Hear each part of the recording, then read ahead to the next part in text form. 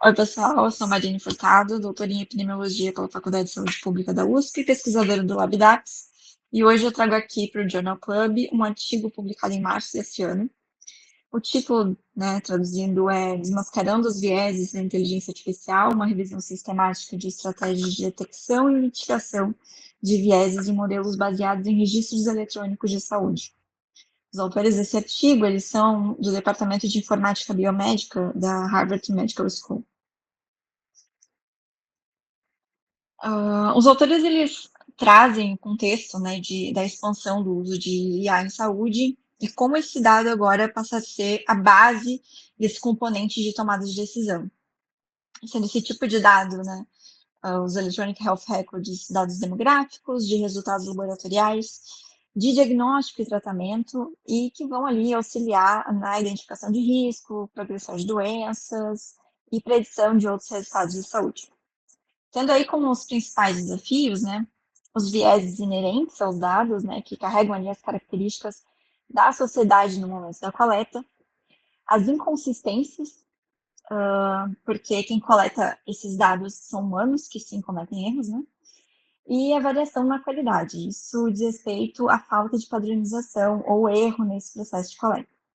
E quanto a essas imprecisões dos modelos, né, a gente pode entender elas como erros analíticos, e ali uns resultados distorcidos, muitas vezes por causa de desbalanceamento da amostra, né, com muita gente ou pouca gente dentro de cada grupo demográfico, e com certas condições de saúde ou para certos tipos de tratamento, isso, né, no nosso conjunto de treino. Então, podendo, né, de alguma forma gerar um desempenho diferente entre esses subgrupos, e com isso, né, podendo aumentar ainda mais as disparidades de assistência médica. Esses vieses, eles podem aparecer em vários momentos do ciclo de desenvolvimento ali do modelo, e por isso é importante a gente desenvolver e implementar estratégias para detecção, mitigação e avaliação desses vieses, né? Adaptar essas estratégias também às características que só os Electronic Health Records têm, né? Para garantir que toda a aplicação ocorra de uma forma eficiente. Então, os autores eles percebem que que existem alguns artigos de revisão de escopo para compreender os vieses na área médica, mas que estava ali faltando uma revisão de modelos construídos, uma revisão sistemática, né, de modelos construídos com esses dados de registros eletrônicos de saúde.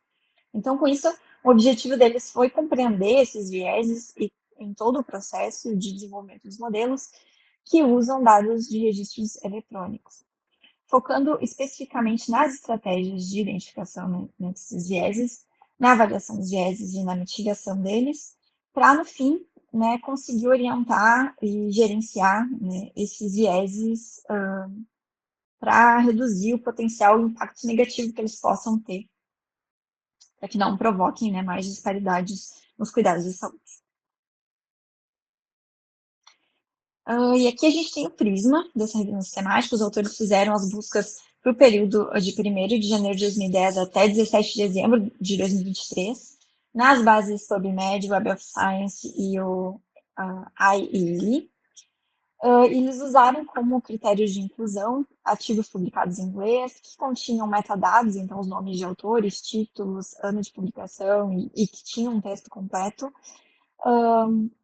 com foco em modelos de inteligência artificial com registros eletrônicos de saúde, usando esses dados tanto no treino quanto no teste, e avaliassem, né, esses vieses e detalhassem como lidar com eles e o impacto disso nos cuidados de saúde. E para a exclusão, foram excluídos todos os trabalhos com dados de imagem ou de dispositivos, porque eles podiam ser coletados, né, de uma forma diferente, ou por causa do formato, poderiam, então, ter uma natureza de viés diferente dos demais dados. E todo o processo ele foi feito por 2 pessoas, né, e aí eles saíram de 450 artigos, só com 20 atingindo os critérios de inclusão, sendo que desses 20, todos foram publicados depois de 2014, e 14 deles publicados entre 2022 e 2023, então a gente tem uma coisa bem recente. E daí, com a tabela de extração, eles fizeram um processo de caracterização dos vieses. Eles, então, mapearam os vieses mais comuns entre esses artigos e também incluíram informações contidas na literatura de inteligência artificial para cuidados em saúde. Eles mencionaram também que as análises foram reforçadas pela existência de ferramentas de avaliação de riscos de viés, e eles citaram algumas, incluindo o Probast, que a gente usa bastante, e artigos de revisão. Eles citaram um artigo que categorizaram esses possíveis vieses nas aplicações. Daí eles combinaram tudo isso e definiram a categorização dos principais tipos de vieses nos modelos. E aqui eles apresentaram um workflow, né, do tratamento dos vieses no desenvolvimento dos modelos, onde eles identificaram ali na caixa laranja rosa ali, os principais vieses, né? Na caixa azul, eles são os momentos que esses vieses aconteceram, e na caixa verde, a forma de mitigação de cada um desses vieses, que vão ser ali, né, a mitigação no pré-processamento, que vai estar incluindo ali a coleta e a preparação dos dados, no que eles chamam de in-process, né, em processo, onde se vai lidar com os vieses durante o treinamento e teste. E temos também ali o pós-processamento, que vai ser o responsável por lidar com os vieses na implantação do modelo, que aqui são os ajustes já na saída dos modelos. Eles botaram ali uns asteriscos de análises que não foram cobertas nessa revisão, tá?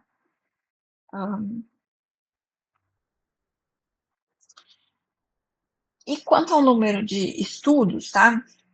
A gente tem ali que os estudos de diagnóstico, foram 5 os estudos de diagnóstico de doenças ou predição de risco, 5 de predição de efeito de tratamento ou progressão de doença, 5 da predição de mortalidade e sobrevida,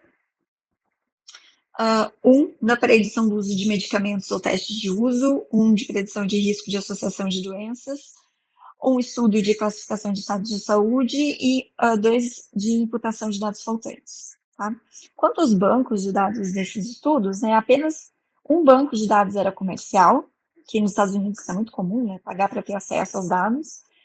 Todos os outros usaram bancos de dados de hospitais ou de sistemas de saúde, com tamanho ali de amostra variando entre 555 a 600 mil observações, então tem uma variação grande.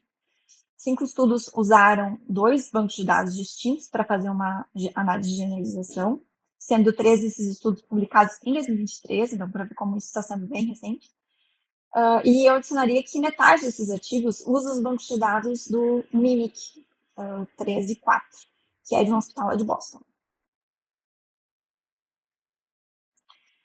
E eles separaram os vieses encontrados, né? O primeiro da lista é o viés implícito, tá? Que a gente poderia aqui chamar de viés estrutural, viés de estereótipo, tá? Que teve 11 estudos com esse tipo de viés, que é um viés dentro dos dados, né? Que pode ocorrer tanto na coleta quanto na etapa de processamento, que vai viesar o resultado. Tá? O exemplo disso são viéses raciais, de gênero, de idade, e depois a gente tem ali o segundo viés, né?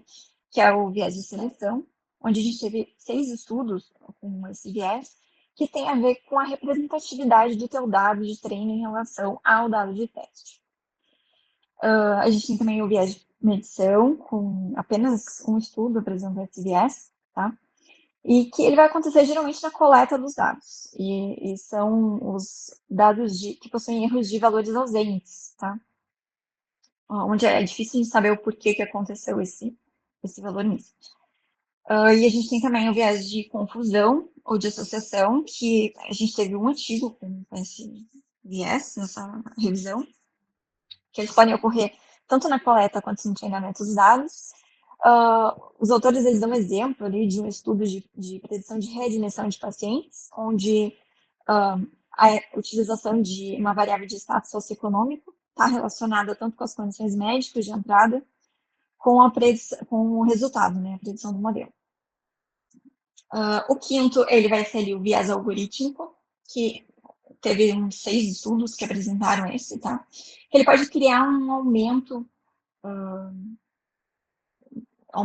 criar e aumentar, né, os vieses por causa da representatividade, ou por causa da falta dela, tá? Nos dados de treino. E um exemplo, né, que eles dão para isso são o uso de regressão linear quando as variáveis não têm uma distribuição normal, podendo gerar um viés nos resultados. E o último é o viés temporal, né? Também só visto em um desses estudos, que é aquela função dos dados serem, de fato, o retrato da nossa sociedade em um determinado momento, né, uma fotografia, que pode não condizer com o momento de implementação do modelo. Isso vai ter a ver com todas as escolhas de quem está construindo esse modelo, né, com todas as escolhas que essa pessoa pode fazer. A gente teve 8 estudos que aplicaram apenas métricas de avaliação de performance, tá? E daí, para satisfazer, né, os critérios de inclusão, eu imagino que eles tenham analisado de alguma forma subgrupos. E aí as métricas foram a OC, a acurácia, o FI, a sensibilidade, especificidade e o MAI, eu acho que eles têm um estudo de regressão. E os outros 12 estudos, eles também utilizaram essas métricas, mas incluíram métricas mais específicas para avaliações de vieses. As métricas foram baseadas, teve um estudo que usou a calibração, tá, onde a gente tem a calibração, que eles chamam de grande escala, né, para subgrupos. Teve também a métrica baseada em pontuação. Dois estudos utilizaram métricas baseadas em pontuação, com o percent bias, que é uma tendência dos valores preditos serem maiores ou menores do que os reais, e o X-AUC, que é a avaliação, né, da AUC para cada subgrupo. 9 estudos utilizaram métricas baseadas na matriz de confusão, e lá a gente vai ter ali o equal odds, né, que vai garantir que as taxas de erro do modelo sejam iguais em diferentes grupos demográficos. O equal opportunity, que foca em fornecer, né, as taxas iguais de verdadeiros positivos para todos os subgrupos. A igualdade preditiva, que vai manter as taxas iguais de falsos positivos em todos os grupos demográficos. A paridade de proporção, que vai garantir que as proporções sejam iguais de predição positiva em todos os grupos. E tem a paridade de falso negativo, né, que vai garantir as taxas iguais de falsos negativos em diferentes grupos sociodemográficos. E, por último, a métrica baseada em paridade, ali, aplicada em 3 estudos, que é a paridade estatística ou demográfica, que vai medir a diferença, né, da probabilidade de um resultado positivo entre os grupos.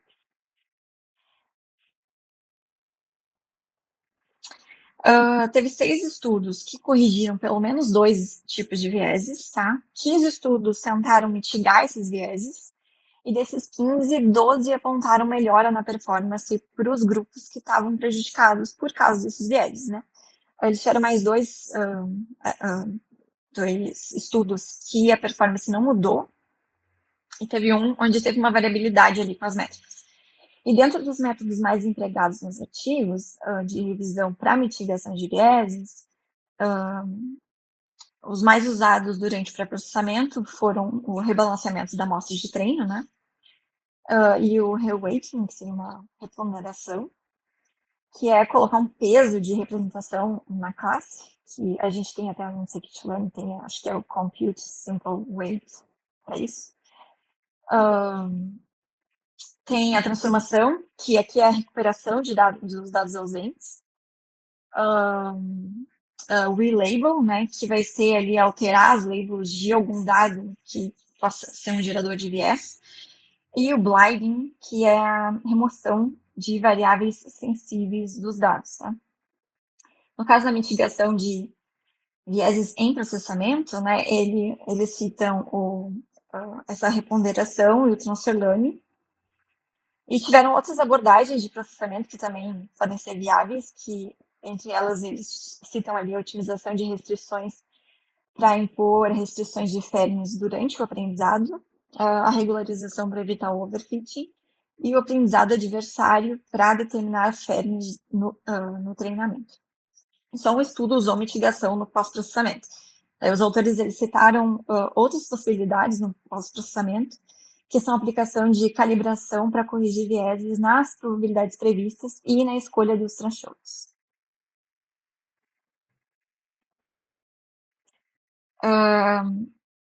Entre as limitações ali, a escolha das palavras-chave, né, que é uma limitação sempre presente em revisões, onde nem sempre existe uma padronização dos termos utilizados, e quando um aspecto não é primordial assim na análise, ele pode, por exemplo, não ser citado no título e abstract, então pode ser mais difícil de detectar.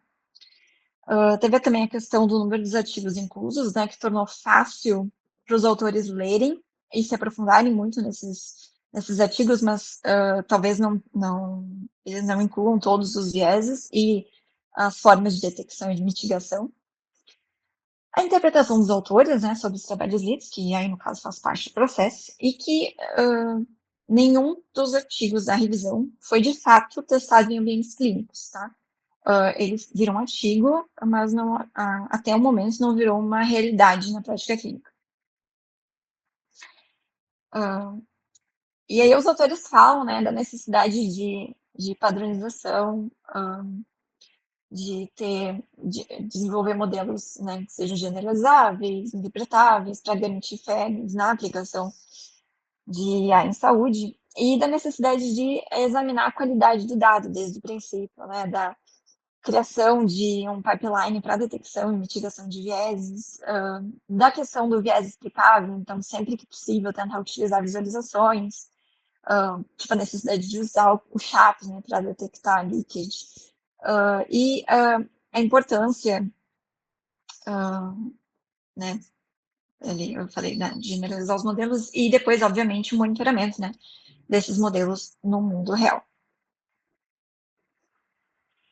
E assim eu encerro a apresentação de hoje. Muito obrigada, pessoal.